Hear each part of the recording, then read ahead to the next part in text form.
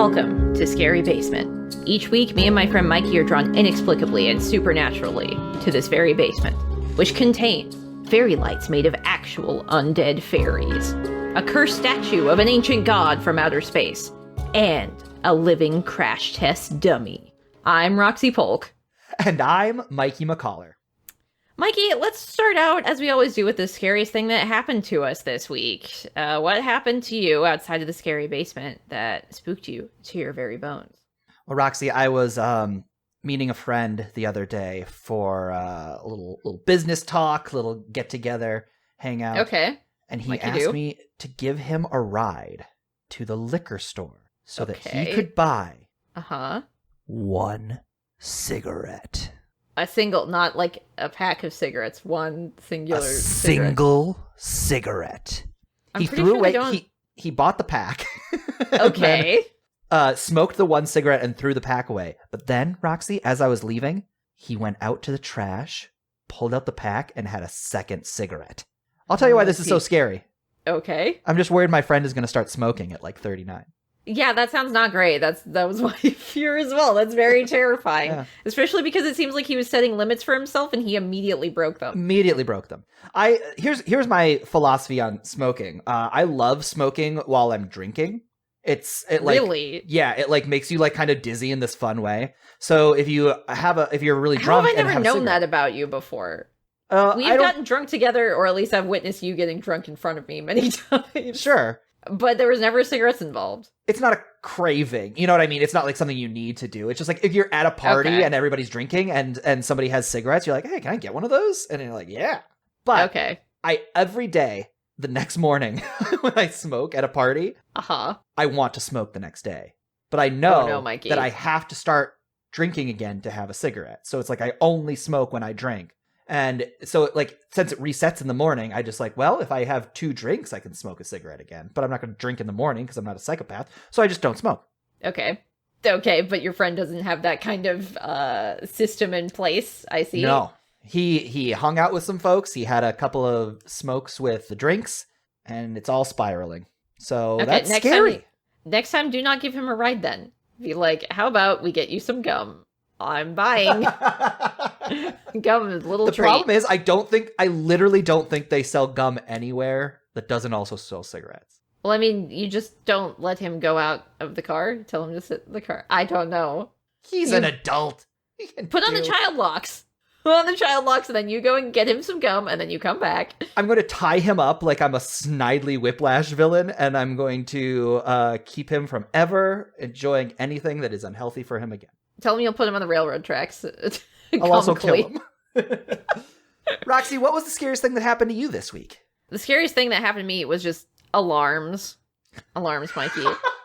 My phone alarm to wake me up in the morning, I hate the sound of it so much. It fills me with so much dread and anger. I hate the sound of the alarm on my stove, even though it's like telling me it's preheated or that my food is done. The sound of it is just so annoying. I hate the sound of my car alarm. I hate the sound of my neighbor's car alarms. I feel like I've been inundated with a lot of alarms this week, and I don't like listening to them. Viscerally, it gives me a visceral reaction. What about the sound of the raptor alarm that you have set around your premises in case a raptor breaches the premises? I still hate that too, but it's useful at least, because then I know when to fight a raptor. But I still fucking hate the noise of it, which is on purpose, I guess, to set me on edge, so I'm prepared to fight a raptor. So I guess that's a good thing. I don't have to like it. No, I'm sorry that's happening to you. That's so horrifying to just be chilling in your house, and then all of a sudden it's like, raptor alert, raptor alert, raptor alert. Yeah. Which is how it goes, right? Yeah, you'd think after they, like, electrify themselves in the electric fence that is around the compound in which I live, they would have gotten the message, but, you know, every now and then they will break through the barricade, and then I gotta fight a raptor or 2 or 3. Roxy, I'm so sorry that just your yard was recently transplanted back in time. Yeah, we had this whole thing where we went back to the Jurassic era. I won't bore you guys with it, though. Anyhow, here he is, stomping on over, the Demon Bot. What's he got to say today? Demon Bot. Mikey and Roxy, this week you were assigned the 2015 film The Hallow, directed by Corin Hardy and starring Joseph Maul, Bojana Novakovic, and Michael McElhatton. Did you watch the film, or are your souls forfeit? I did watch it, Roxy. Did you? Yes, I also watched The Hallow. Then you may keep your souls. We did it, Rox. Did we? Yeah. Roxy, for anybody who didn't watch The Hallow, what do you say we go and do a quick plot recap? Okay, let's do it. All right, we open with plant conservationist... For now. He did it again! He got it. He got us. I thought we were home clear. Good one, Demon Bot. Okay, here Keeping it goes. Keeping us on our toes. Okay. Plot recap time. Let's do it. We open with plant conservationist Adam with his infant son Finn strapped to his back, traipsing about a large Irish forest for work, taking tree samples for logging. Adam finds some strange fungus on an animal corpse and takes a sample before returning home. While he's out, his wife Claire meets a local who warns her away from the home the new couple has just moved into. He tells them to leave if they know what's good for them. In the evening, there's a break-in and baby Finn's room is shattered. What? No, okay, excuse me, let me re-say that. Made no sense. In the evening, there's a break-in, and baby Finn's window is shattered. The couple is convinced it is the angry neighbor Colum. They call the cops, and the cop arrives, singular cop, and tells them that he's also a Brit that's been transplanted to Ireland for work. He tells them that the people here in this town are superstitious.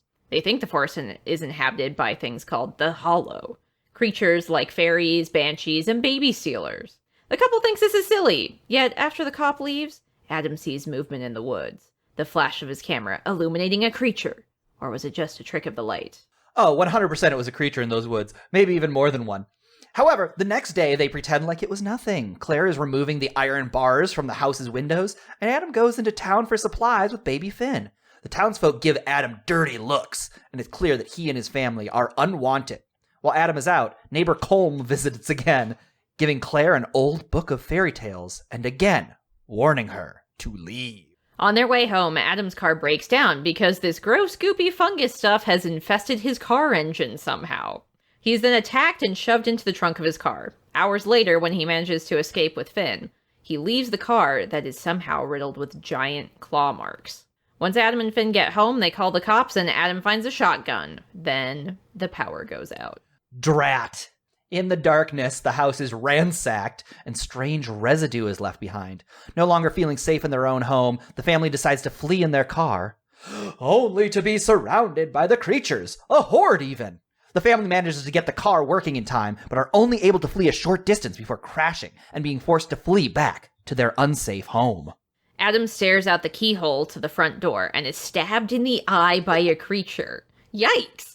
They then put the clues together that the creatures are afraid of light, and Adam goes to the generator while Claire takes Finn to the attic and is nearly stabbed in the eye by a creature too. The generator starts and the creatures run away, but only as long as the generator holds. The family reads the fairy tale book that tells them the creatures want Finn, and that they fear both light and iron. 2 weaknesses? Pick one, buddy. To Adam's horror, he realizes that both iron and light are now affecting him. He is slowly turning into a creature, but he still wants to protect his family. So they barricade the house. However, the creatures attack in force, kidnapping Finn, breaking Adam's leg, and causing Claire to run into the forest alone to save her baby son. However, even though Claire is convinced she has been able to save Finn, Adam tells her that that baby she's brought back must be a changeling. Adam's mutations are becoming worse, and Claire is terrified. She stabs her husband and flees with Finn. She goes to neighbor Colum's house, who tells her that he won't let her in, and that the Hallow took his daughter. It's how he knows that these fairies are not to be messed with. This is why he also tried to warn the young family about the danger, and told them to leave. Adam sneaks into the Hallow's nest. He knows that the real Finn is here somewhere. He finds him and saves his son, but not before his transformation progresses further. Adam hisses at the creature, and finds that he sounds just like them. Now, fighting the transformation which will make him one of the Hallow and convince him to do their bidding, he refuses to succumb before saving his family. Adam goes out and finds Claire with that changeling baby, the liar, and gives her the real baby Finn, knowing that he can no longer be saved, he being Adam. Finally, Adam sacrifices his life to give Claire and baby Finn more time to escape as a creature kills him. Claire chooses to believe Adam in his final moments and switches the babies. She runs through the forest as daylight approaches. The changeling baby is destroyed by the sun, and a shaken and terrified Claire knows that she made the right choice as the sun rises. She breaks down over the loss of Adam and the relief that she had in date save Finn. Sometime later, the logging company that Adam was working for has finished their survey. They cut down trees from the accursed forest. Could man have triumphed over the forest and its nocturnal fairies? The camera zooms in to show us that the fungus substance that the Hallow used to transform their victims is on the logs being taken out of the forest. Looks like mankind didn't win this round. And Roxy, that is the Hallow. That's the Hallow. Creepy movie. Right? That scared me. Very spooky with some very cool effects. Can I tell you a thing that I like this movie a lot. I'll just say that. Something that always bums me out in a horror movie early on is when we have a small cast. Okay. Very few people can be killed. When we just got a mom, dad, and son, it's like, I need like 9 teenagers so that we can have between 6 and 7 deaths. You just need like a Scream movie every time. Kind of, yeah. Was it Kevin Williamson, is he the writer? Mm-hmm. Kevin Williamson movie. Horror movie every time. Just because it does lower the stakes a little bit, knowing that, like, if they're going to kill one of these 3 primary characters, it's not going to happen until the end. I mean, I think this movie does a pretty good job of subverting that. Like, I think what's kind of upsetting about this movie is the dread that we're feeling as Adam very clearly succumbs, like, early on. Like, this is most of this movie is, like, the point in a zombie movie after the bite. You know what I mean? Like, it's kind of halfway through. Done. He is suffering from this thing and also not telling his wife. The minute he gets stabbed in the eye, that's it for him. Mm-hmm. Because we didn't really touch on this a lot in the summary, but like the fungus that he finds, he likens it to cordyceps, which is like a parasitic fungus that takes control of the host. Most of the time ants, but other creatures, other like bugs too. Right. We get a fun little scene where he, like, looks at the black substance under a microscope and we see it, like, like a molecule attack another molecule. Yeah, it's like stabbing the healthy, the other cell. Very lame, actually, later in the movie when, like, as he's transforming, they, like, keep cutting to that molecule doing the stabbing of the other molecule. Yeah, it's like his blood or something is being transformed at an atomic level. They're doing, like, these sort of jump cut things to make it feel more violent as it's taking him over, I guess. Which, it doesn't work every time. They could have maybe toned it down a little bit. But, like, the prosthetics and body horror stuff that they got into it's very terrifying, the idea of your body changing in this horrific way that you can do nothing to stop it. And then, like, your mind itself, too, being corrupted by it, where he has to fight the Hallow telling him, let the other creatures take his son. So he's fighting both, like, his body and his mind, while also not exactly communicating to his wife what happened. Roxy, you want to talk about bodies transforming in ways that you feel like you have no control over. Okay. I just feel real chubby lately. I wouldn't say that's quite as dramatic as what happens when a Hallow creature stabs you in the eye, but me and Adam are both looking in the mirror and we're upset by what we see. Exactly the same. Exactly the same. It's a 1-to-1. Pretty close. There is a moment early on in this movie where the parents have put their baby to sleep and then there's just like a window breaking like up in the baby's room, and we later put together that is the creatures coming to steal the baby, but like, even if it's not, that's like one of the more upsetting scenes I've watched in a film. Yeah. I think also when they call the cop to check it out, and then that's when we see the first creatures, when Adam is using his camera to like light up the yard. I can't remember if he even sees the first creature, or like he does, but he's not sure if he really saw it. So he like keeps snapping pictures a couple more times and then chooses to be like, that's something I can't explain. I need to get out of here, but then also I won't acknowledge it exists because it's too terrifying to acknowledge that exists. Yeah, I think it's one of those. It has to be our angry neighbor just chucking a rock through our yard. It has to be that. He remind me, does the rock get chucked through the window before or after he takes the picture of the monster? I'm pretty sure it's after, because that's when they're checking the premises to be like, well, it came from somewhere. Where did the neighbor come from? That's right. He was taking photos of the damage so he could prove this is what happened to the damage of like the window. But it's like also checking outside to see if anything else happened. And it's when the dog, there's a dog in this movie. I forgot we didn't even talk about the dog. No. Bad times for that dog. Is like barking. Yeah, it's not great what happens to the poor dog. But the dog like wants to protect the family too. And so notices there's something out there, is barking at it, and like goes off into the woods after it. There is a sense that I have about dogs in movies. If it's a horror movie specifically. That they should never get hurt. Yeah. I feel exactly the same way.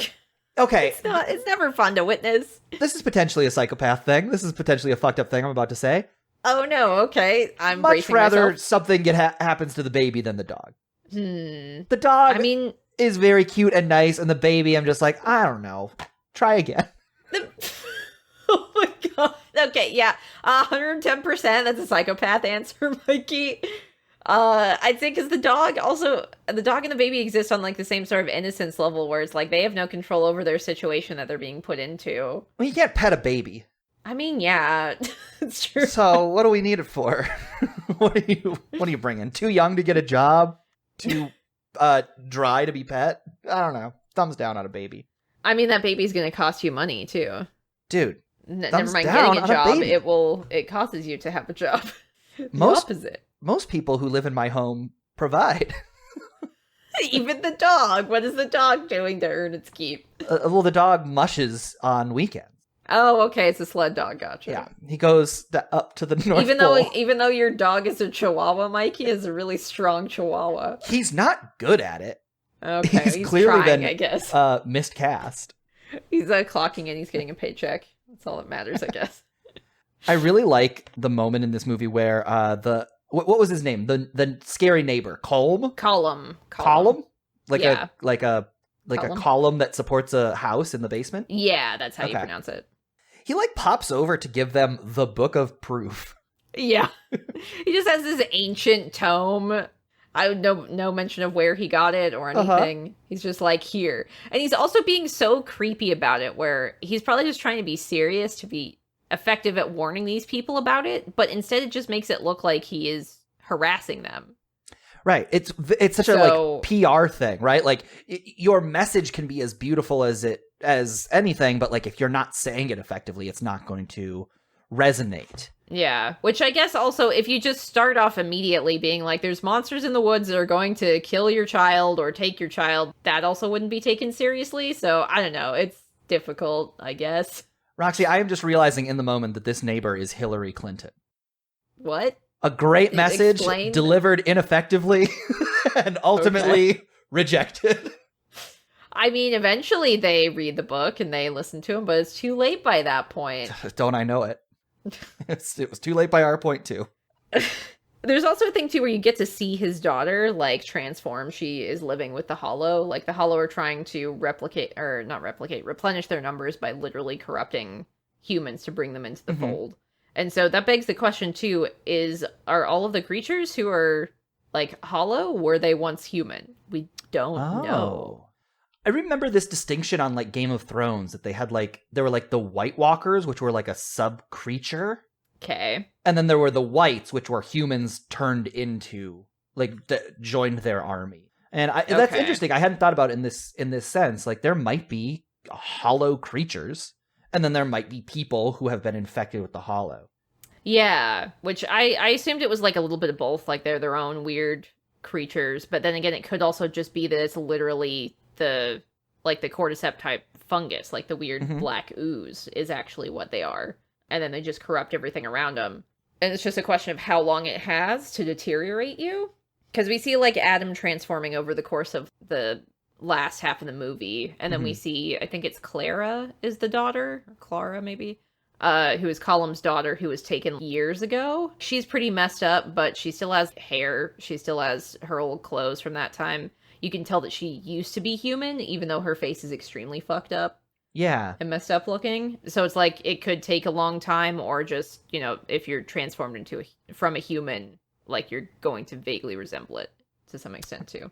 That makes me think that there are Hallow creatures and there are people who have been turned into Hallow, and that there are not that many people that have been turned into Hallows. Because the only one we saw was the daughter. And of course they want Finn. He's a healthy, stout boy. But Changelings they're going to hate having him because he is going to take a lot of money to raise. And he can't get a job for quite some time, so be out of luck.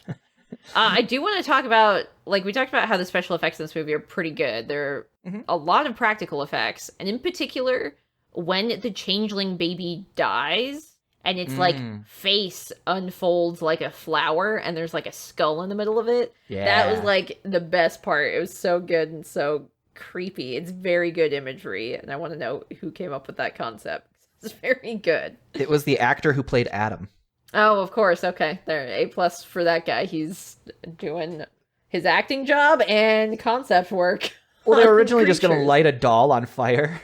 And he was like, hey, what if it was like, okay, you know how sometimes a flower blossoms and wilts? And they were like, hey, good job, Adam.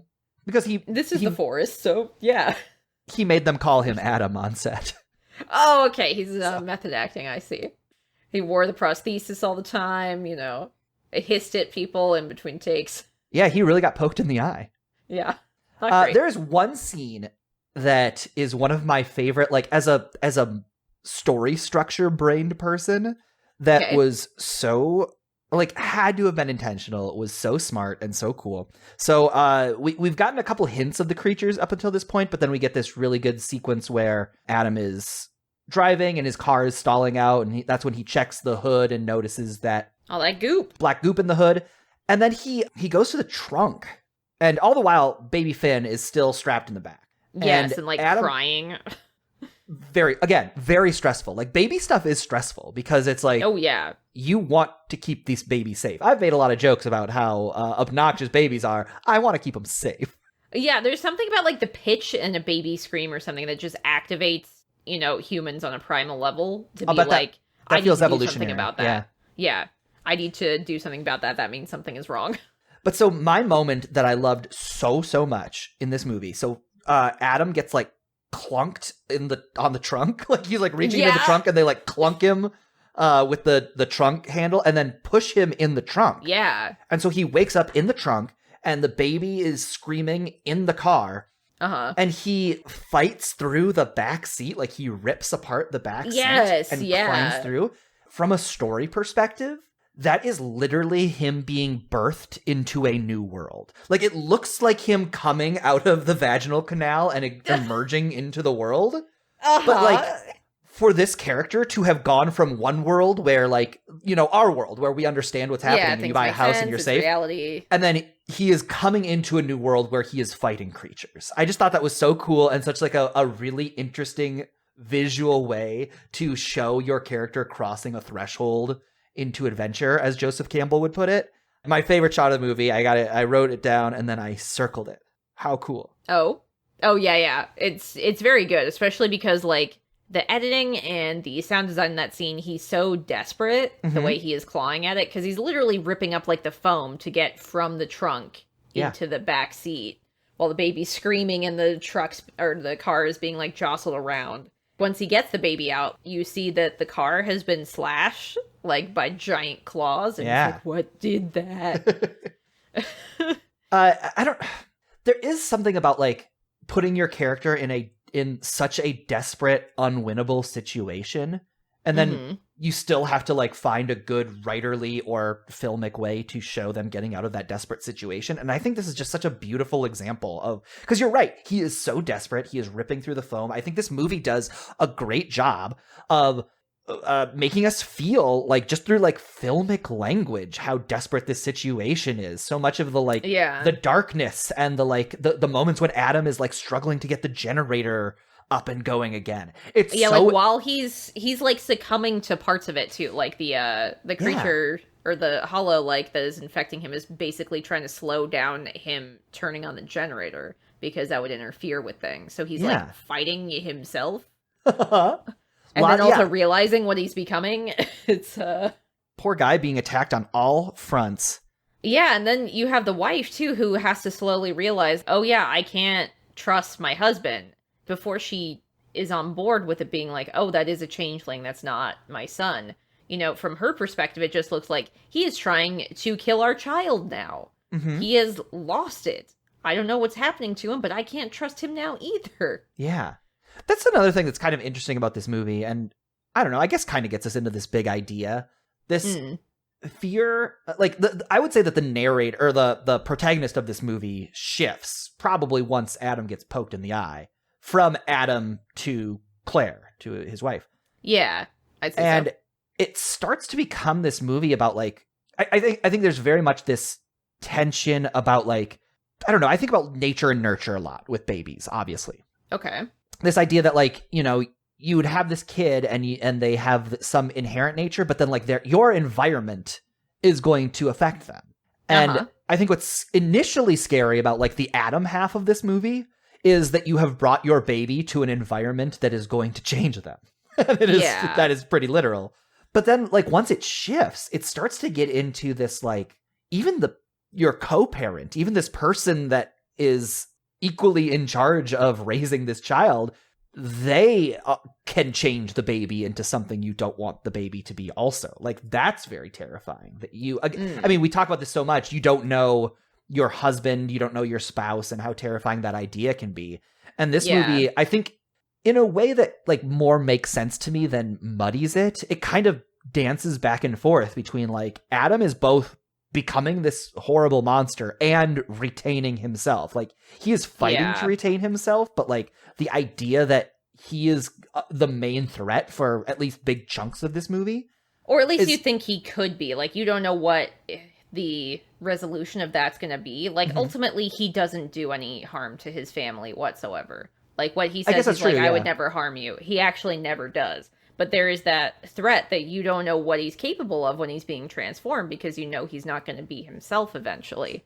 Yeah. And I think another big point of the movie, I guess part of the big idea for me, was these characters came into this situation, they didn't mean to do any harm, but that doesn't mean that you won't cause harm. Like, they came into this situation, it was just a job, you know, he's just marking some trees to be knocked down either because they're not healthy or whatever. He's gauging the land that has been bought by his employer. And, like, that's why the townspeople hate him so much initially, is because he's a Brit coming into Ireland, coming to literally deforest and take over their land, which is not great. And then even more so, then there's the creatures in there too. And, like, the townspeople, I'm sure, especially the neighbor, know to some extent, like, yeah, these people are just cogs in the machine. They don't mean to harm us, but they are harming us. So I'll do what little I can, I guess, but ultimately it's up to them to either listen or pay the price, I guess, for not respecting boundaries. Well, I mean, that's kind of it. Like, I feel like the only sin committed by a person in this movie, like, the creatures are just creatures. They're just doing what it takes to survive. They're in their zone, they're in their space, and you came into their space, so that's why they come into yours. But, like, the only mistake a character makes is Adam by not fully engaging with the local community. Yeah, like, he even tells his wife, like, after the neighbor Column comes and, like, threatens them, essentially, like, you don't know he's trying to help them, but the wife is like, again, he came in a very threatening way to be like, you need to get out of here. So she tells him twice, because she's alone in the house when this guy shows up, and her husband isn't there, and she's like, you need to talk to him. And he's like, oh yeah, I will, and then never does. Like, he has an opportunity to when he, like, passes him on the road, but he's, like, intimidated, or I think maybe they have a gun because they were out hunting, and he was like, I'm actually not going to talk to him right now, I'll do it later. Which, I guess if he's got a gun and could be angry, I would be like, yeah, maybe I shouldn't either. But at the same time, him choosing to never confront and talk to those guys is ultimately, like, part of their downfall, because he chooses to stay apart from them. And that's, I think, the lesson of this movie is, like, wherever you move, go get a beer with your neighbors. Yeah, you should be open to Or as this movie would call it, a pint. You should be wanting to understand the place that you are going to. Like, you are coming into somebody else's space that will hopefully eventually be your space too, but it's not yet. Like, you have to understand where you are at and respect that place. A bit of an arrogance to Adam, as we're talking about this, like, realizing, like, he's just like, well, I'm just doing my job. It's like, well, that's not really an excuse. Like, you're still kind of doing this. And also to do your job in a place where you live, like, feels crummy. Like, and I think that's kind of why he ends up, like, he is part of the suckiness of that place, and why it kind of thematically makes sense for him to become one of these creatures, because he is the one. If the fear initially is that you are bringing your child to a place that is, for lack of a better term, a toxic environment, Adam himself played a role in making that environment toxic. Yeah. And you can also see with the way the wife literally takes the iron bars off of the windows. So, like, those iron bars are there to protect against the creatures in the forest because they don't like iron. So, literally, this protective barrier that had been put up by the people who came before them, they don't understand it, they don't know why it's there, and they just take it down so callously without realizing they've kind of doomed themselves in doing so. And even, like, the neighbor says, you need to put those back up on the windows. She's just like, what? That's weird. Because, yes, out of context, that is weird. But it's also because you didn't take a chance to, like, try and get to understand, like, well, why? She didn't think to ask, why do you think I should? He's like, here's this book. Go read this entire book and believe it, and then you'll know.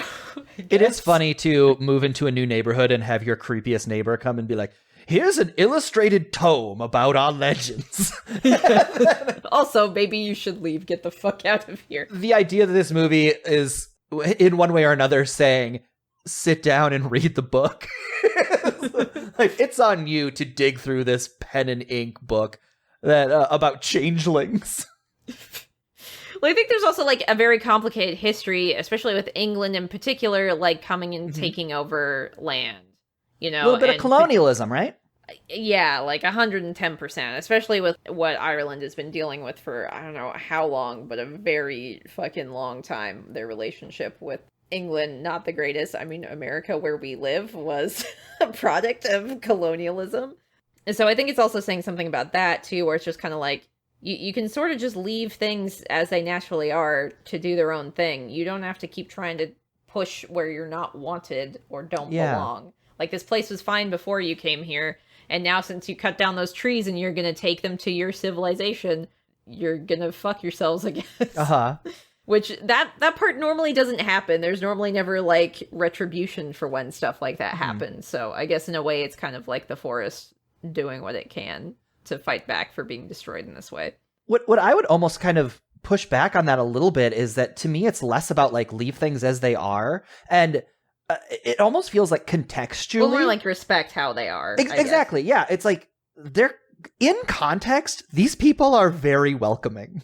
Yeah. They're like, hey, put your iron bars up, here's your book. Like when you have been terrorized by this creature for so long, and then all of a sudden you have new people in, like, they are giving them the tools to survive. You know, we were making fun of how badly they delivered their message, but again, like, terror makes it so it's a challenge to deliver your message anyway. They're actually being really good hosts to these people. As I'm talking about it, Colin is the good guy. Their one neighbor is, yeah. God bless him. And actually, when Adam brings the smashed window to the, like, hardware store guy, like, you get a shot of a bunch of kids and other locals, which there aren't a bunch of them on the street, but they're, like, giving him the stink eye, like, they obviously don't want him there. He goes into the hardware store, those people obviously don't want him there either. They're acting very standoffish and, like, don't want to talk to him, but, like, the hardware store guy talks about the Hallow, and maybe even he's the one that is like, you need to get your wife to put the iron bars back on the windows. And he's just like, oh, it's silly, superstitious locals. Yes. I obviously know what I'm talking about. I live in the real world. I'm not even going to entertain this thought. Which is literally the thoughts of colonialists. Yeah, where they're going to think they know better. They're bringing their civilization to you. Shouldn't you be thankful for it? Actually, no. Fuck off, please. The answer is actually no. Yeah. Roxy, I've got a question for you. Okay. What is your question? Okay, Adam is coming into this neighborhood. He's destroying the forest. He's changing the neighborhood, really. How did your neighborhood that you grew up in change from when you were a kid to how it is now? Okay, so I grew up for the majority of my childhood in Alaska, which, as you might imagine, does not have a lot of big highways. I don't think we even have a single overpass. I'm gonna get Alaska one for your birthday, Roxy. I don't know. I'm gonna get Alaska an overpass. I don't think that will help them when everything is covered in ice, but sure, go for it. And the reason why is because, yeah, ice and snow is a big problem, and you need to be able to plow the roads. And, like, if a car goes off into a ditch, you don't want them going off of a 20-foot overpass. You just want them to go into a ditch. So it is safer that way. I'm going to take it back. I'm going to get Alaska a Starbucks gift card for your birthday. Okay, Roxy. I think they'll appreciate that more, Mikey. That's very thoughtful of you. So... What am I giving a state? Somebody in the office, this, like, Capitol building office, I'm sure will enjoy it. there's just like a secretary, like Mayor Hill's office. And I'm like, hey, where should I send the Starbucks gift card? And she's like, to me, I suppose. Yeah, there you go. She's going to get herself a little mocha bonbon drink. Little treat. I want that. This is a little treat while you're at it. For old Sandy Duncan. That's her name, is Sandy Duncan. Okay, gotcha. But so there wasn't like a lot of highways and stuff. There's like maybe 2 or 3 highways, and one of them was like barely you could even call it a highway, 55 miles an hour usually at max. Mm-hmm. And so that's what it was when I left for college. And then when I came back years later, like actually for a friend's wedding, I think is when I really noticed it. The whole back neighborhood close to my house had like been developed. There was a huge thing that had access to the freeway now, that had 2 or 3 roundabouts mysteriously. It's like, okay, yeah, you want to deal with roundabouts with ice and snow. And then there's a Target. It like leads to a Target. So these places that were like empty lots and just forest are now a highway with roundabouts and a Target. And a Starbucks, Mikey. Cool. Okay, great. So there you go. It goes perfect with your gift. And but, Sandy Duncan is there for an hour a day. One. Yep. Hey, I mean, you gave her a really generous gift card. What was that, like $500? You thought you were doing it for the whole state, so. Yeah, I got her a $500 Starbucks gift card. That's why she's there for an hour every day. She gets such a big drink. Like, I've got so much money, I have no choice. Might as well. But so how did your neighborhood change from when you were a kid, Mikey? Well, okay, so the neighborhood that I guess I'm going to talk about, I had 3 major neighborhoods growing up. But my parents bought a house that we lived in for maybe 6 or 7 years, like the 4th through 10th grade year. Maybe that was 5 years. Gotcha. Who cares? But it was like in a new development area, right? So that was just like a big barren field that they were slowly turning into a neighborhood.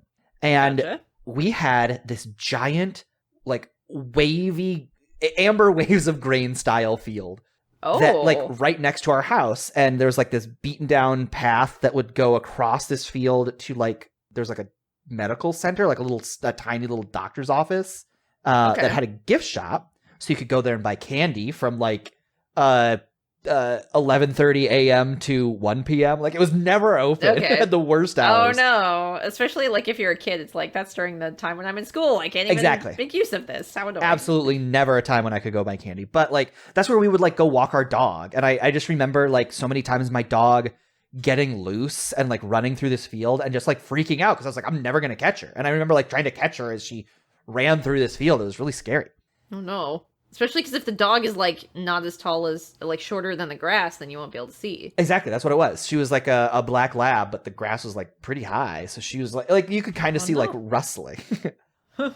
But as they started to development, the big change that happened was across from that doctor's office, Roxy, they put a 24-hour Bill's Superette, which is a little, generally, like, a little mini mart. What is that?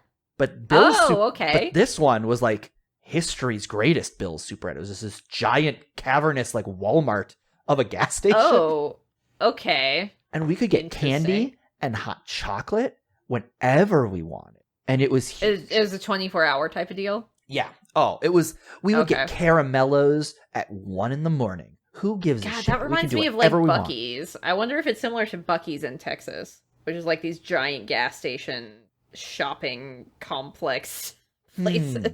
It's pretty wild. But so now it sounds kind of similar because it's like attached to a gas station. You said, right? It's like a giant mini mart attached to a gas station. Okay. But now they have developed the road that was like a dead end and led to that field. They have developed that into a road that leads straight to the Bill's Superette. So the only difference is there's no field, so my dog couldn't run loose, and there's an easier path to Bill's Superette that doesn't involve walking through a field. And this was in Minnesota, so you'd have to trudge through snow sometimes to get to Bill's Superette. God, yeah, you guys get snow just as bad as like we would get in Anchorage. But I would say it's better now. I mean, you don't lose your dog, and now you have like a straight path to Snacktown, so that's pretty good. A straight path to Snacktown is going to be carved into my grave. There'll be another thing. Okay, you need to make an addendum for your gravestone that I have to make sure is to spec exactly how you want it. Yes, this is canon. Roxy, you work it into the puzzle. You are responsible for my gravestone. You are my life insurance beneficiary. So you're going to get every bit of insurance I have. Beneficiary. Well, you have to pay for the tombstone. I'm not going to make you take that out of your own pocket. That's true. I need to pay for all the mechanisms and Resident Evil puzzle elements that are going to be in place.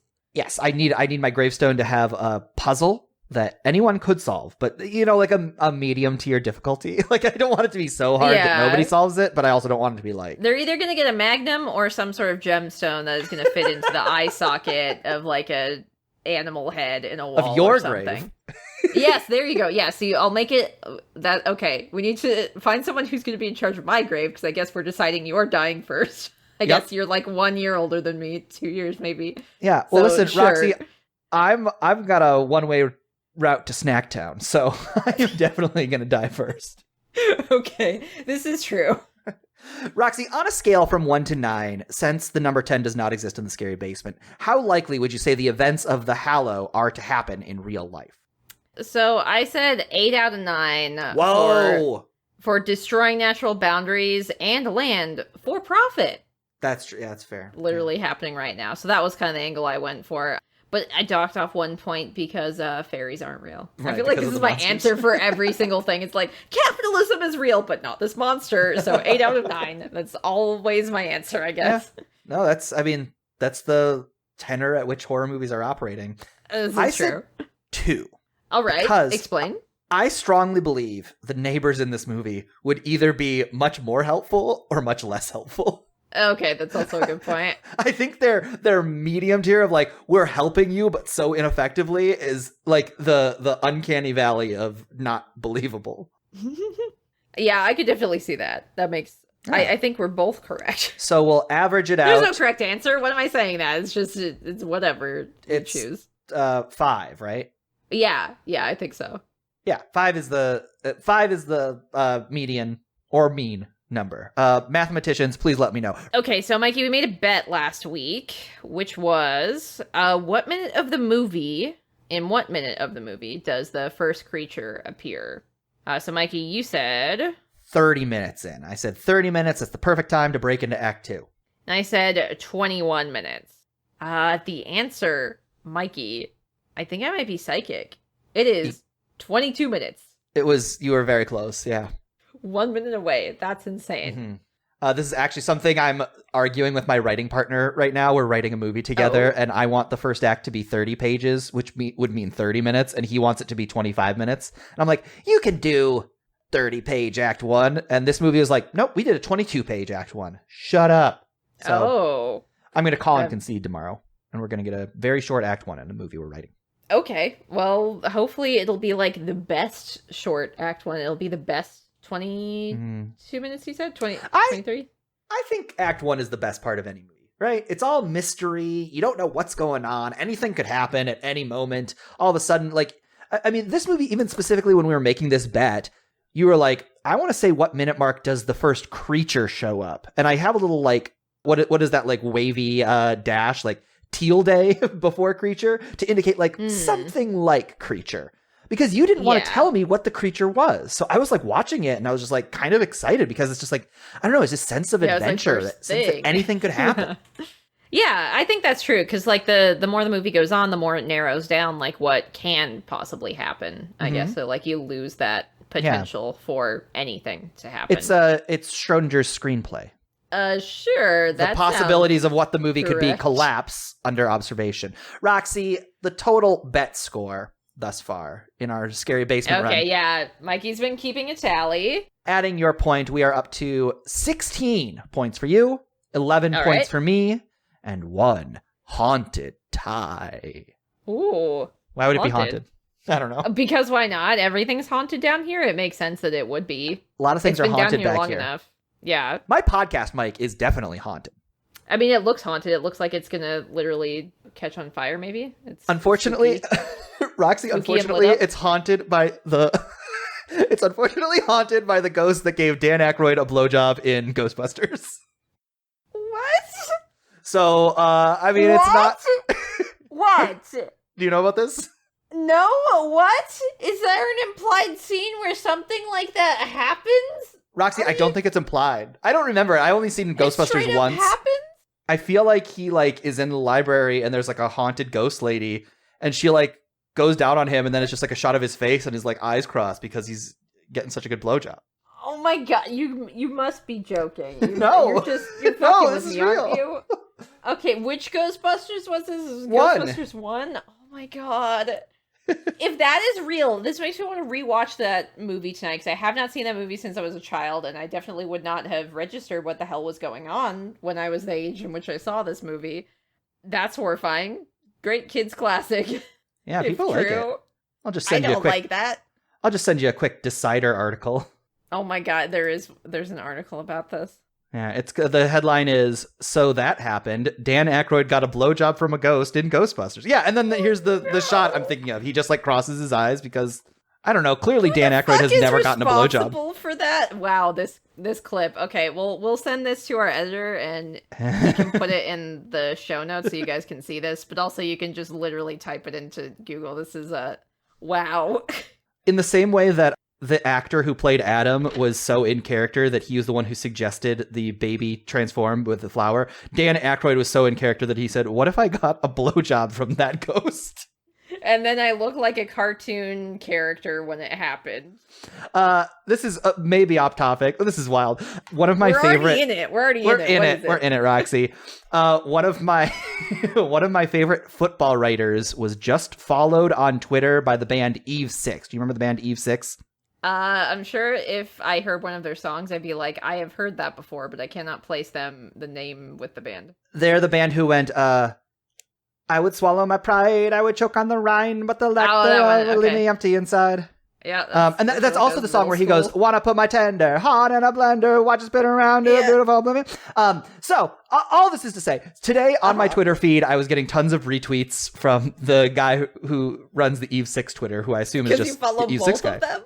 No, because I just follow the one sports writer, and he was retweeting them. And one of the tweets was, "I was literally a virgin when I wrote the Heart in a Blender song." And, really? Yes. And so that's what's got me thinking that, like, the way Dan Aykroyd is looking in this ghost blowjob scene, it tells me that he was literally a virgin when they filmed this scene. Yeah, I mean, like I said, it's the way a cartoon character would react to Get a blowjob! Yeah. You remember that famous like Elmer Fudd cartoon.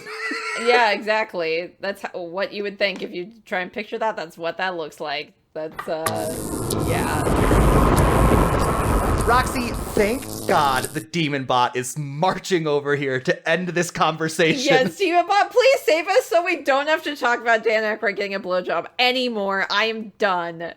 As uncouth as it may be, this discussion turned out to be a fortuitous segue, as next week, you must watch the 1975 film Jaws, directed by Steven Spielberg and starring Roy Scheider, Robert Shaw, Richard Dreyfuss, and Bruce the Shark. If you do not, your souls shall be forfeit and I will claim your bodies as my own. Okay, Jaws, Mikey, let's talk about Jaws now instead of the thing we were talking about before. We can watch Jaws. There's a shark. It's very scary. Shark, yeah, I can do that. Let's talk about sharks. Obviously, we have to make a bet for Jaws, Roxy, going into next week. Okay. Here's my pitch. All right. At what timestamp does the famous "we're going to need a bigger boat" line occur in Jaws? What time in the movie does the famous bigger boat line occur? Okay, I wish I could remember how long this movie is total, because it would probably help me make a guess, because I feel like it's kind of halfway through. So I'm just going to guess 45 minutes, 45-minute mark. Minutes? What about you? I feel like I remember it being at the end, or towards the end. So I'm going to say an hour and 35 minutes in. Gosh, how long is this movie? Okay, I guess we'll find out. Yeah, I honestly don't remember. I saw this movie when I was like a kid, so I don't remember. Yeah, same. The pact has been sealed. I mean, the bet is confirmed. Whoever is closer to the time when the line "we're going to need a bigger boat" is said shall be declared the winner. The loser must read the novel the film is based on, including the subplot where Hooper has an affair with Brody's wife for no narrative reason. All right, so we've been talking about some absolutely horrifying things recently. Let's talk about something that's making us happy, Mikey. What is making you happy this week? Well, Roxy, this week, what's making me happy is the video game Horizon Forbidden West. You playing this game? You hear of this game? I played a good chunk of the first game. It is absolutely beautiful. Sadly, didn't beat it, but I would love to go back to it. So you're talking about the sequel, correct? The sequel, just yeah. Came out this week to date came out recording, but that's fine. Yeah, it came out a little bit ago. Horizon Forbidden West. I was not a huge fan of the first game. I did own it and tried it, and it, for whatever reason, just didn't click with me. But I don't know. I was just finally in the mood for a big open world game like this. And you play as a lady who has a bow and arrow, and you go out and you fight robot dinosaurs, which is a cool thing to say out loud. But the way your bow and arrow feels with like the PlayStation 5 controller is very good. Oh, okay, that's right. It's a PS5 game. Super tactile, but also just like it's so satisfying to fight big robot dinosaurs and to like slow down time and find their weak spot and blow off their points of armor with your big fat arrows. It's a very fun game. The story is the absolute best, all-time greatest mediocre story I've ever heard. It is it is like at the tippy top of the second tier of stories. And I'm liking it just fine. Yeah, I think that was definitely one of the barriers for me, I think. Like, I liked the story enough, but didn't, like, love it. Yeah. I guess. So I can understand that assessment. That makes sense. But, yeah, I mean, I guess for the first one. So the second one you're saying is the storyline feels like that, too. Okay. So, like, more of the same. Very much more of the same. Yeah, so, like, very solid, I guess. It's fun to fight robot dinosaurs is what's making me happy this week. How about you? Yay. What's great in your life? Similarly, I am also playing a video game that made me very happy, which they came out with the Final Fantasy VI Pixel Remaster recently. Yeah. It's like on Steam and mobile and stuff. Not on console, which is the weirdest thing to have Final Fantasy VI, famous PlayStation game, at least from my childhood. I guess SNES was the first one. Was that the Super Nintendo one? Yes, yeah. Okay. So, Final Fantasy VI, which for a lot of people is like their favorite one of all time. I know like about the characters and stuff, but had never actually played the game before. So my first experience was trying to play it on a Game Boy cartridge, Game Boy Advance I bought off of like eBay, and it was like some sort of cheap knockoff that I could not save the game on. So I have very vivid memories of like getting really far before going into seeing a movie with my parents, and then I turned it off. Can't wait to play this in the car ride home. After the movie, tried it, and then it had not saved any of my progress. So I was like, well, I guess I'm not playing this anymore.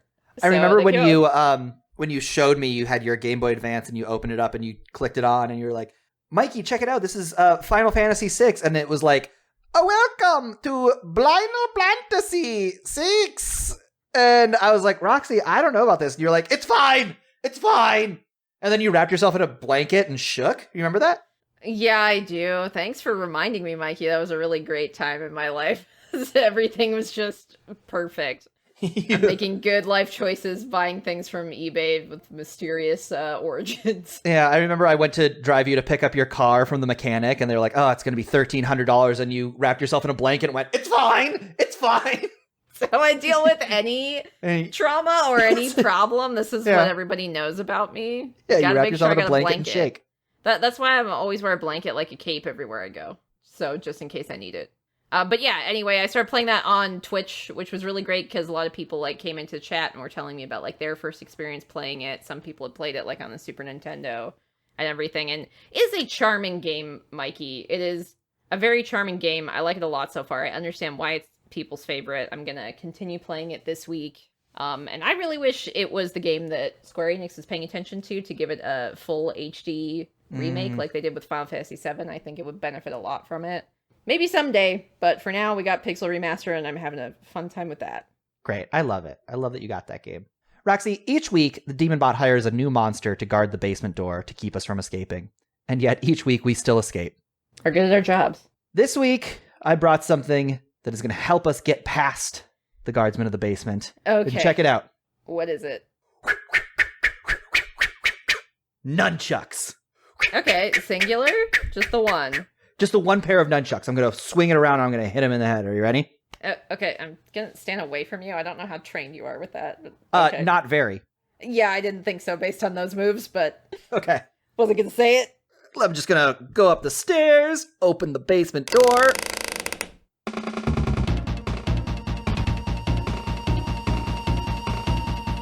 Roxy, the boss is the big clam boss from Donkey Kong Country. Oh, okay. If it's a clam, it's not very agile, right? I haven't actually played this game. What, do you know the strat? Absolutely, I do. Here's why the nunchucks are perfect. Nunchucks? Okay. The nunchucks can slide right in between its clam shells and hit it in the clam muscle.